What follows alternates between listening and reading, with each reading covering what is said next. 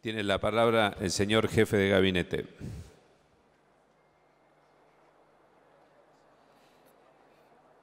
Bien, para arrancar, diputada Carrizo, agenda de Córdoba.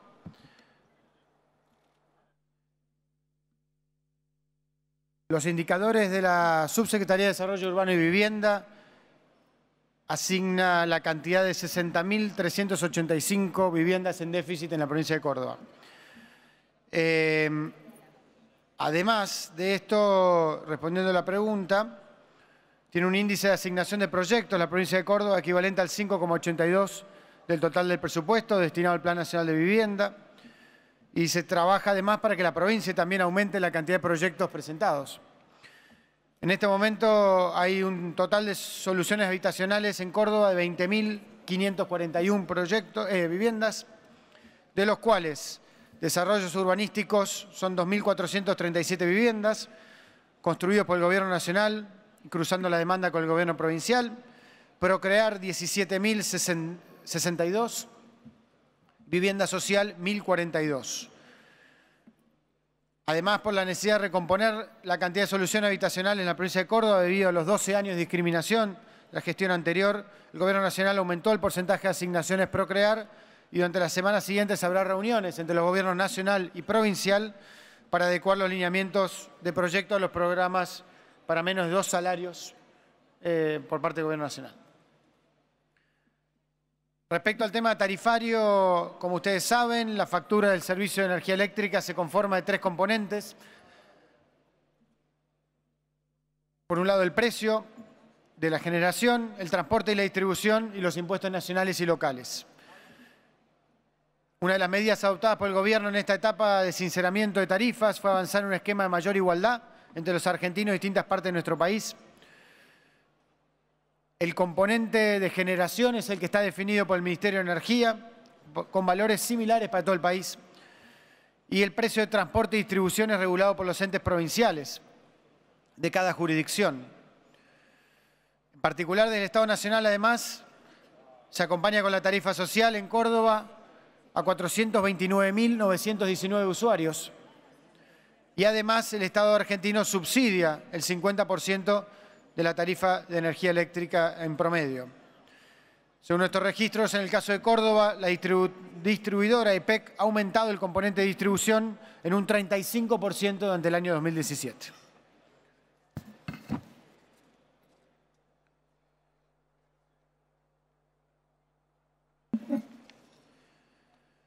Diputado Preto, para nosotros, como hemos hablado varias veces en este recinto, reordenar y mejorar la situación del sector lácteo en toda su cadena nos parece una prioridad. Y en ese sentido se han venido llevando adelante varias iniciativas que hemos hablado acá y algunas ha destacado.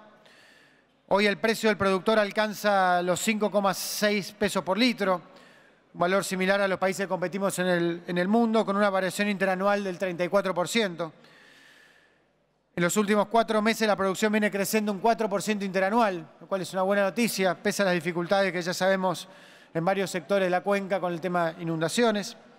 La actividad industrial también se recupera en julio, crece 3% en forma interanual y 5% respecto al mes anterior. Los buenos precios internacionales vienen augurando un futuro más que interesante para el sector. Pero claramente para eso tenemos que seguir trabajando, como bien hablabas, en el tema de la formalización y también en la mesa sectorial que venimos trabajando para mejorar las condiciones de productividad y de competitividad del sector. Hay mucho para hacer, además de, por supuesto, todo lo que es la inversión en infraestructura, que claramente va a ayudar tanto en lo que es rutas, autopistas, para poder mejorar la situación de competitividad.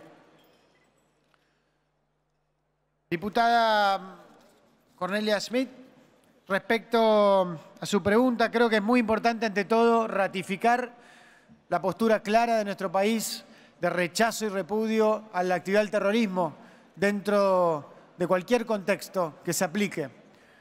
La defensa histórica de la Argentina de la democracia, los derechos humanos y la paz, creemos que es el mensaje más importante que se debe dar para la prevención de la violencia y de la radicalización.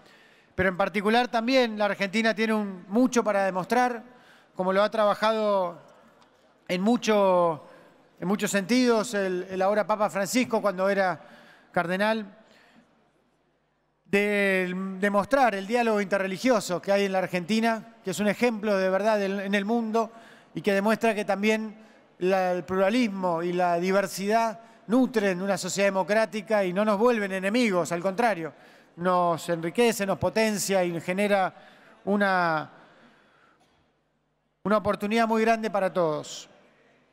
Creemos obviamente también que el crecimiento con inclusión, el diálogo y la generación de oportunidades es un camino importantísimo.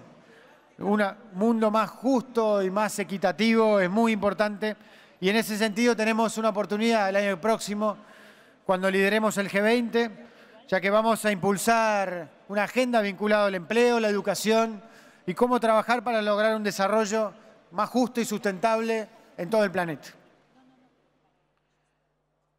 Diputada Besada, respecto al tema del terrorismo, del Venezuela. Antes, Eduardo Amadeo. Respecto al diputado Amadeo, su pregunta sobre la agenda parlamentaria. Creo que lo más importante de la experiencia de estos 18, 19 meses ha sido construir gobernabilidad a partir del diálogo político, entendiendo que somos el primer gobierno en un siglo con minoría en ambas cámaras y que estamos profundamente convencidos, aun si tuviéramos mayorías, en la importancia, como se ha dado en este recinto muchas veces, gracias a todos los bloques y la presidencia y todo lo que se ha logrado en productividad parlamentaria, de buscar aquellas cosas que nos unen más que aquellas cosas que nos dividen y de entender que las reformas que necesita la Argentina en todos los terrenos tienen que nutrirse a partir de la verdad, a partir del diálogo, a partir del consenso y a partir también de una revisión periódica de las políticas, no pretendiendo que nadie tenga el patrimonio sobre la verdad ni sobre el pensamiento único. Creemos en ese sentido que hay varios temas que han quedado pendientes del debate parlamentario de los últimos 18 meses. Pienso, por ejemplo, en la reforma política, que sería un avance muy importante, como seguimos discutiendo el sistema electoral, que demos un paso concreto, como lo dio esta Cámara con una media sanción, a seguir modernizando y transparentando el sistema electoral.